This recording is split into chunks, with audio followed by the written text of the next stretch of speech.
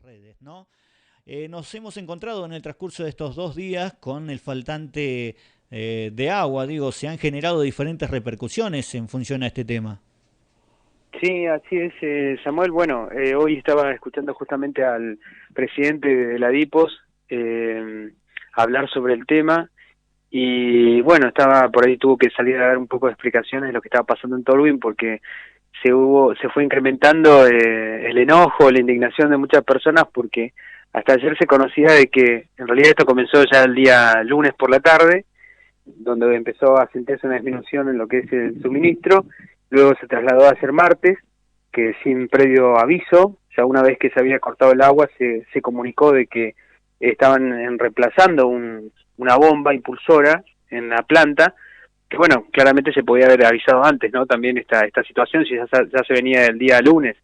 Pero bueno, sobre la marcha sí nosotros mismos tuvimos una comunicación con el gerente de la DP acá en la ciudad de Tolwyn, con Jorge Mele, que nos informaba que van a estar en reemplazo y que alrededor de las 17 horas ya iba a estar iba a llegar el agua a través de las casas de los vecinos. Pero bueno, después se fue complicando, hay un lapso en que todos no teníamos información. Creo que cuando estamos hablando de un servicio tan vital como es el agua, y la gente se queda con un primer comunicado, después ya entramos en incertidumbre, en saber qué es lo que pasó, por qué no, al pasar las horas, ¿no? Y así fue hasta las 10 de la noche, que recién hubo comunicación nuevamente, donde nos dijeron que hubo complicaciones en el reemplazo de la bomba y que bueno, recién a esa hora se estaba empezando nuevamente a llenar las cisternas que estaban en cero. Esto significaba que para hoy, como máximo, ya todos los barrios tenían que tener agua, y eso no sucedió tampoco, ¿no? Tal cual. Marcábamos, digo, en una manera de una síntesis de los factores que involucran el hecho de la gestión, ¿no? Y dentro de la gestión hay varias aristas para cumplir. Y la parte comunicativa es tan vital, digo, para llevar de primera mano al vecino que necesita de ese vital servicio, sea, digo, de manera hogareña o también o de aquellas empresas que necesitan del servicio de agua potable para darle curso a su emprendimiento, ¿no? Y nos encontramos que a veces se claudica en el hecho de la información o digo, en tal caso, de los funcionarios de primera o segunda línea salir a dar explicaciones de por qué se ha generado este trastorno, ¿no? Sí, la verdad que bueno, a primera fase, digamos, saber qué fue lo que pasó, por qué se tuvo que reemplazar la bomba, no tenemos información. Sabemos que solamente se sufrió daños y que a partir de ahí tuvo que ser reemplazada. Sí, también es verdad que esto históricamente se viene dando en la ciudad de Tolwyn y justamente en la planta, ¿no? Ya varios perfectos que se han generado y que en un momento a nosotros nos decían que era producto de lo que es la electricidad, los cortes de luz de forma repentina que se daban y que dañaban las bombas. Pero bueno, en estos días no hubo corte de luz, o sea que en esta oportunidad, o puede ser porque la bomba ya cumplió su tiempo de función, la verdad que no, como decimos, no sabemos a ciencia cierta, digamos, qué fue lo que pasó y cómo fue el daño de esa bomba. Lo único que sabemos es que tenían que reemplazarla. Y que todo esto, como te decía hace un rato, generó la dificultad hoy de que en un barrio están interviniendo en este momento, gente de la DIPOS, donde están haciendo trabajos de verificación de válvulas, de las diferentes también de los drenajes y toda esa cuestión, porque bueno, no hay agua, como es el barrio Isla del Sur, ¿no? Que en este momento está siendo el más afectado, y los demás barrios está llegando ya paulatinamente el agua, ¿no? Aníbal, te traslado otro de los temas, digo, que está en agenda y que también, digo, afecta el hecho de cursar este periodo 2021, porque todos estamos a la expectativa de que se vaya flexibilizando, pero también que se garanticen el hecho de la salubridad de todos los tolhuenenses. Y cuando hablamos de la exposición a la situación del virus, marcamos el hecho de lo presencial, ¿no? Donde el gobierno nacional, a través de la cartera de educación, pretende dar curso al el dictado de clases de manera presencial mayoritariamente en todo el suelo argentino, pero bueno, está superditado también al hecho de el crecimiento de contagios en las diferentes provincias, o sea, va a estar limitado a las determinaciones que tome cada provincia en función a que se le dé curso en el ámbito presencial. ¿Cómo es la situación en Tierra del Fuego? Digo, marcando el periodo 2020 con el crecimiento de contagios en este 2021.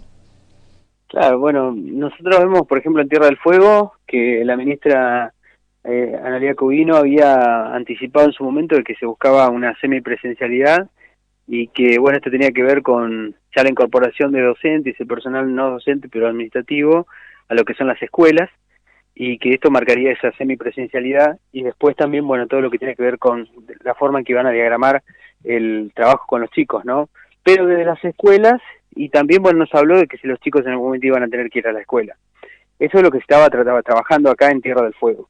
Y después que también está todo esto sujeto y atado a lo que al desarrollo de cómo se viene dando el tema de la vacunación, con la vacuna Sputnik 5, que, bueno, ahora llegó la segunda dosis y para el personal de salud, y se espera que en el próximo, las próximas vacunas que lleguen, empiecen a, ya para personal, digamos, para personas de riesgo, pero también para lo que tiene que ver con el sistema educativo. Así que nosotros creemos que está muy sujeto a eso, y desde lo que es el punto de vista de salud epidemiológico, ¿no? Pero también es verdad de que hay una cuestión de análisis muy fuerte en lo que tiene que ver con la educación de los chicos.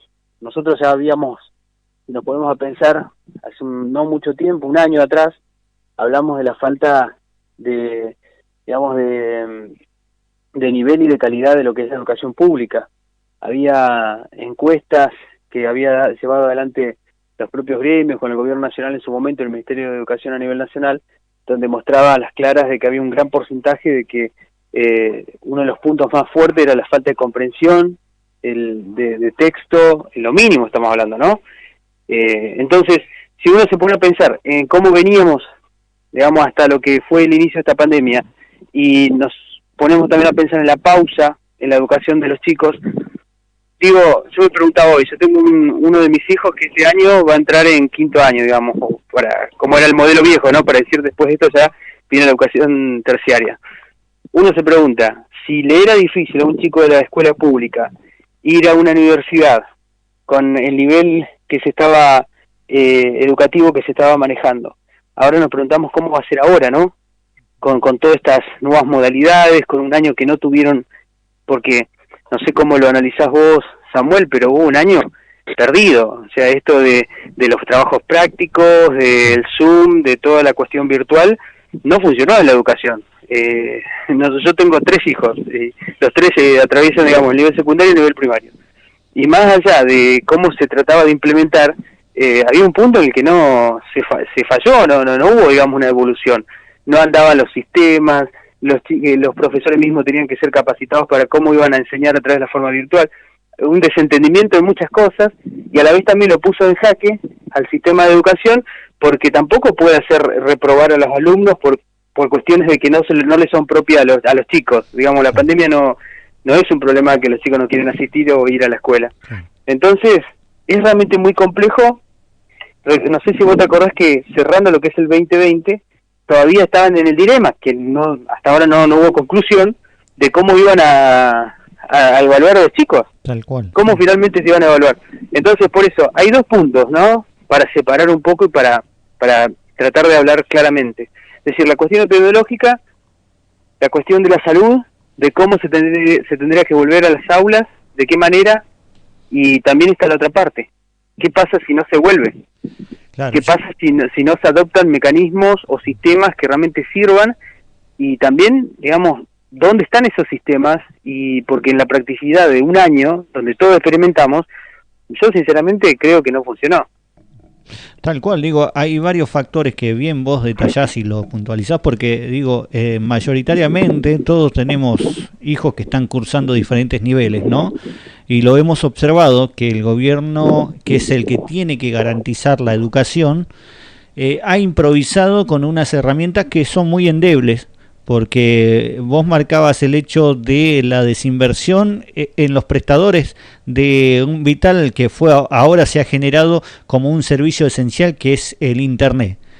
Y también garantizar de aquellas franjas, digo, de la población que no cuentan con el poder adquisitivo para acceder, en tal caso, a una computadora de escritorio, una notebook, o en tal caso, la telefonía celular a través de los smart, ¿no? Y en función a este tema, digo, porque si el gobierno tiene que garantizar el hecho de encauzar la educación, no se han generado, digo, herramientas alternativas, como bien señalás, porque tenemos esa incertidumbre. Si tenemos de experiencia el 2020 de haber cursado con estas improvisaciones, y que en este 2021 no se contemple y se afiance esa alternativa virtual, y apostando todo a lo presencial, que está también supeditado a que, baje la tasa de contagio, porque si esto se desmadra, tendremos que volver a la modalidad virtual a la hora del dictado de clases. Sí, realmente es muy complejo. Por eso es que creo que la discusión hoy, para mí no hay mejor educación, y no sé si coincides conmigo, pero no hay mejor educación que la presencial, claro, que los chicos estén ahí. A mí me ha tocado hacer diferentes estudios con respecto a la cuestión virtual, y no es lo mismo de que estés frente a una computadora. Sí hay un avance muy considerable hoy con respecto a cómo es la enseñanza a través de las aulas virtuales, donde todo está ya muy robotizado, entonces como que tenés un profesor virtual, pero no es lo mismo para lo que es el nivel secundario, sobre todo, tener un profesor de frente que te vaya explicando claramente determinadas cuestiones que uno tiene dudas. Y entonces, la verdad que es necesario el sistema presencial, pero bueno, es como que hoy nos ponen en una situación muy difícil, porque también si la cuestión epidemiológica se descontrola, es como que, bueno, se puede llegar a volver, pero vamos a ir 2 meses, y después, ¿qué pasa si se descontrola todo y se tienen que tomar medidas estrictas? ¿De qué van a servir esos 2 meses?